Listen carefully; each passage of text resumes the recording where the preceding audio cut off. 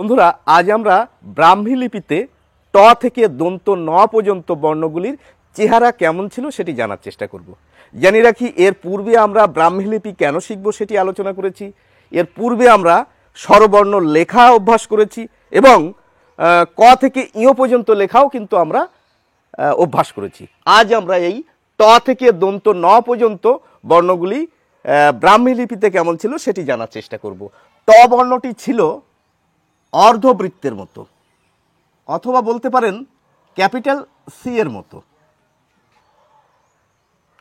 আর ঠ বর্ণটি ছিল পূর্ণবৃত্ত।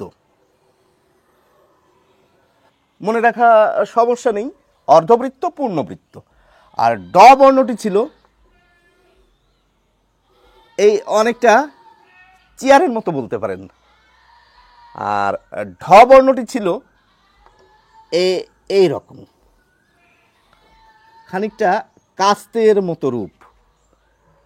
মূর্ধন্য ন এই বর্ণটি ছিল ক্যাপিটাল আই এর মতো।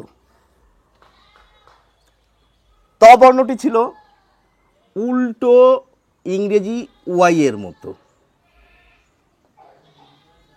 এরকম।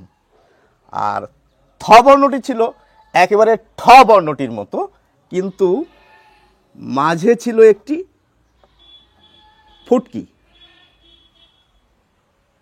আর দ বর্ণটি ছিল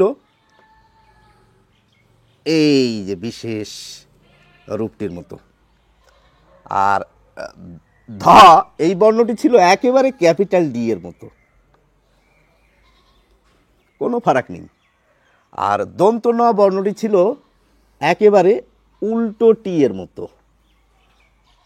এবার যারা এই ব্রাহ্মী লিপি নিয়ে আগ্রহী তাদেরকে বলবো, আপনারা কিন্তু অবশ্যই খাতায় লিখে অভ্যাস করবেন এবং যদি মনে হয় তাহলে কমেন্টস বক্সে আপনাদের লেখাগুলো অবশ্যই শেয়ার করবেন। সকলকে অসংখ্য ধন্যবাদ, ভালো থাকবেন।